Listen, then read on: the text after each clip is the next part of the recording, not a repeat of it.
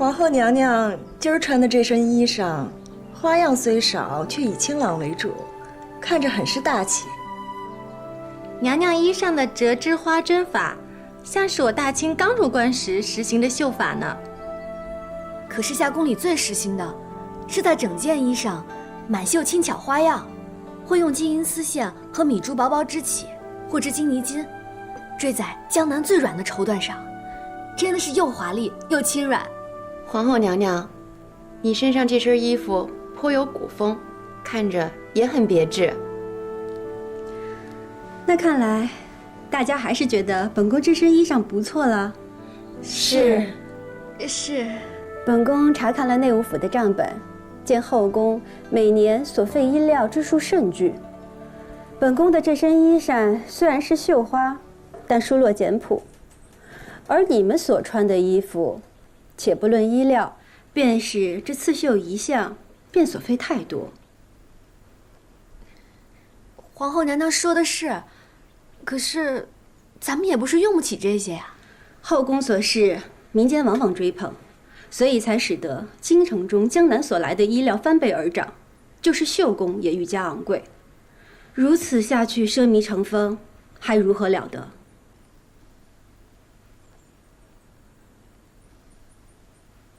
贤妃，你说呢？宋仁宗喜食羊羹，不愿因自己的一夕之欲开启无穷宰杀，而自人口腹之欢，更不愿民间知道宫中喜恶，养成奢靡之风。皇后娘娘此举有如宋仁宗一般。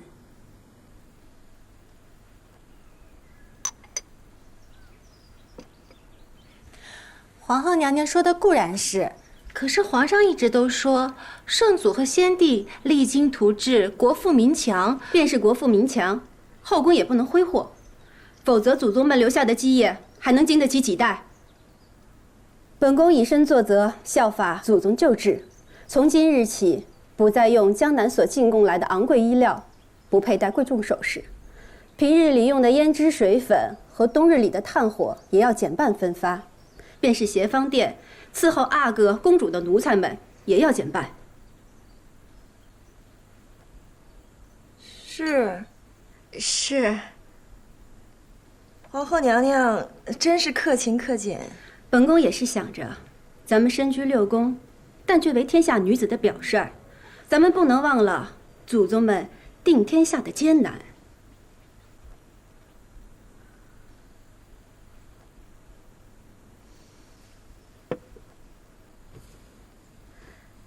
臣妾定当追随皇后娘娘。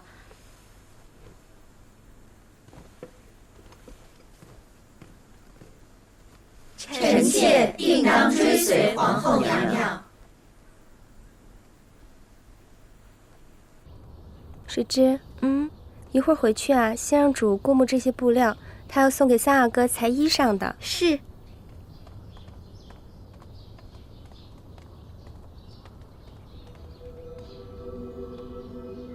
江太医，这边请。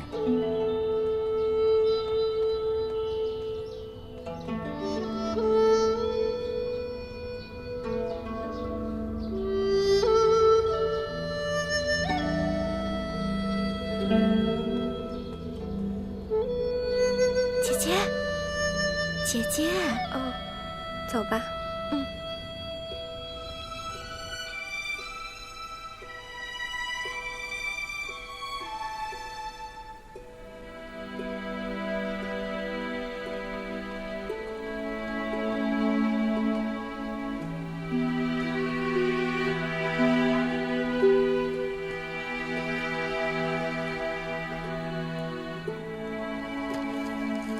阿若，这书我还看呢。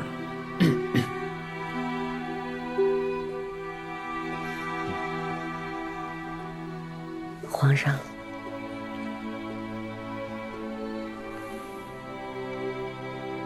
怎么？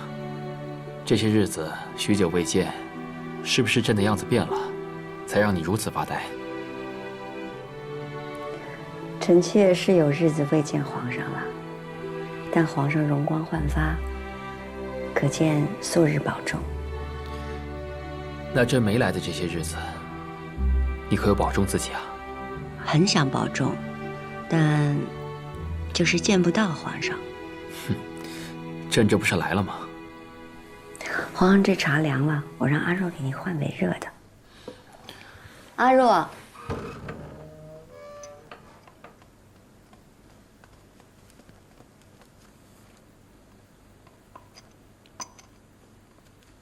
皇上请用茶。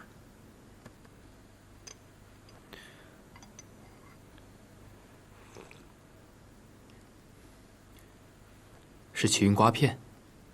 奴婢估摸着皇上刚用了膳，天气冷了，难免多用荤腥。这茶消垢腻、去积滞，是最好的。千灵百丽，心思又细，是你调教出来的吧？这话都是主平日口里颠来倒去说的，惦记着皇上用什么了，用的好不好。奴婢不过是耳熟，随口说出来罢了。好，下去吧。是。难怪朕想着你的茶，原来你也惦记着朕呢。原来皇上是想着臣妾这儿的茶，那明日里臣妾就往各宫里都散一些，也好引得皇上各宫都去坐一坐。哼，这话便是赌气了。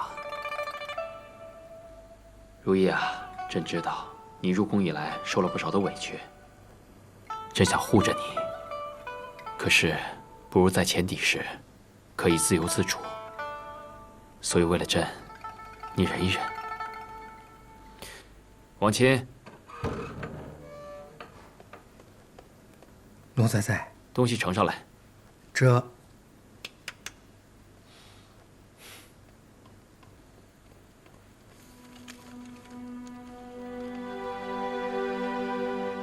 慎赞徽音，朕亲手为你写的，如何？慎赞徽音，何解？《诗经》上说：“大司司徽音，则百司难。”慎的意思是要你谨慎，唯有谨慎才能够得到美誉。那是皇上的好意，臣妾倒觉得无趣。那朕跟你说点有趣的。你与朕的姻缘，源自于音，墙头马上。所以你只要记得朕的心意，全在这个音字上。那臣妾便十分的喜欢。喜欢就好。王钦，嘱咐内务府将其做成匾额，挂在延禧宫正殿。这。